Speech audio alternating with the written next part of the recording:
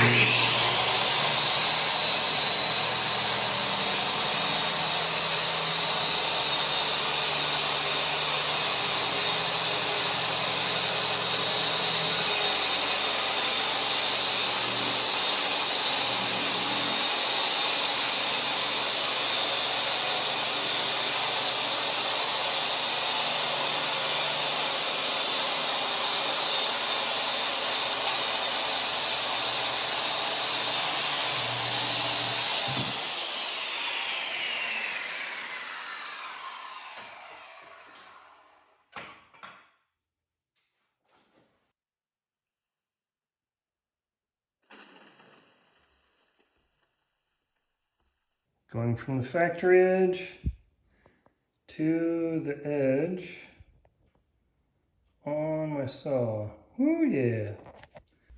I don't have all the cuts done yet, but just want to enjoy the look before I make the final coup de grace. Yes, always handle big pieces of wood with gloves. Trust me. I speak from experience, my friends. In the worst Russian accent possible. Oh, look, there's script wood. Alright. Oh.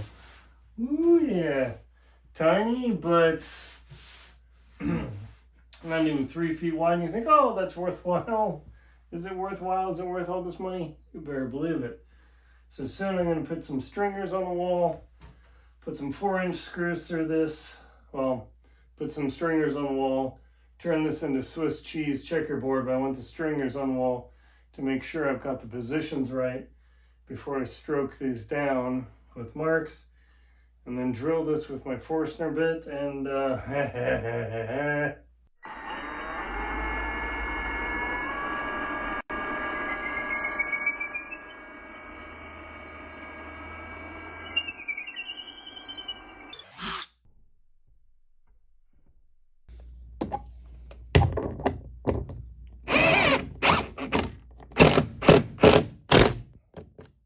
got the stringers mounted, put them in the one across the top plate, and I've got my 2 verticals along the studs here.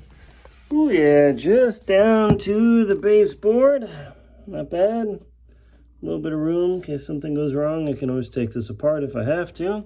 When you're doing your climbing wall and you're drilling a grid, don't measure things and get the measuring tape out and measure each corner. Oh, no. There is a tool for that, which is this. It's called a chalk line. Super, super handy. You just put it in one position, and then you pull it across. You snap it gently, and maybe a little more snap, and voila! I got this handy little portable drill press thing from Harbor Freight. It allows me to drill straight down. That way I'm not drilling cockeyed, even though I think I'm totally square. This is a more confidence-inspiring tool. I just have to watch to make sure it stays 0, because you want to crank it tight, but you don't want to tear it apart. This is a really handy tool. I mean, it's super expensive, and I've got to use a Forstner bit, which requires a steady hand and a lot of drill power because they're slow, but they cut a nice little hole. So I'm gonna begin cutting the grid here, and hopefully I'll Swiss cheese the heck out of this thing shortly. So let's do one real quick.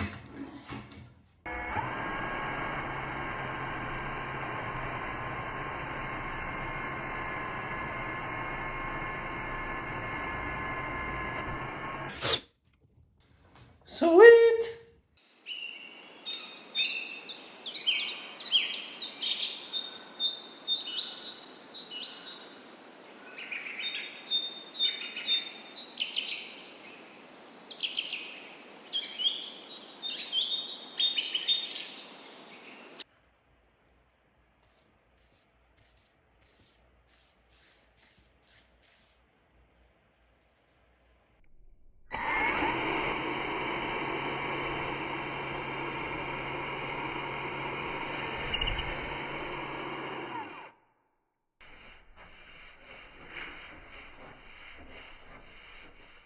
Next maneuver, I'm putting the T-nuts in the back.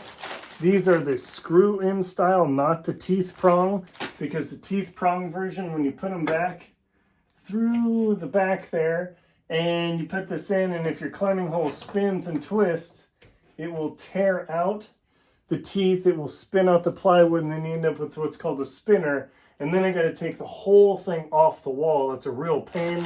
Instead, I just opted for the professional climbing gym holds plus the screws. Yes, it's more expensive in time.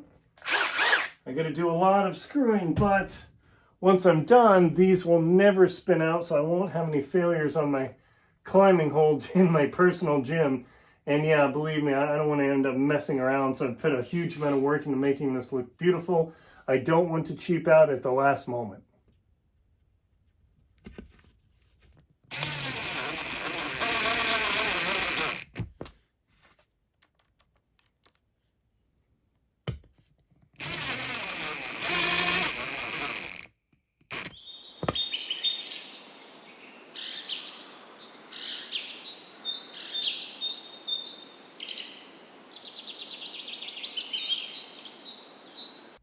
Finally mounting this thing to the wall after like crazy amount of work. I bought a 6-inch drill bit because the screws are 4 inches. Duly impressive. 6 is better than 4, of course. And I'm going to drill this because the pilot holes, putting this big a screw into studs can actually break it. So I wanted to put the pilot hole to take the pressure off, but it still holds the weight. So all you do, it's all my preset countersink holes. I'm just literally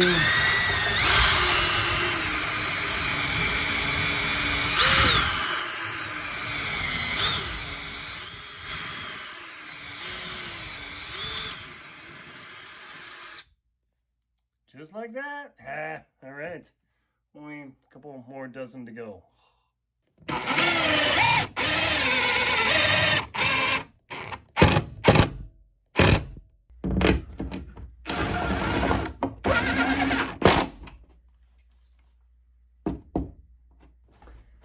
Now for the ultimate test.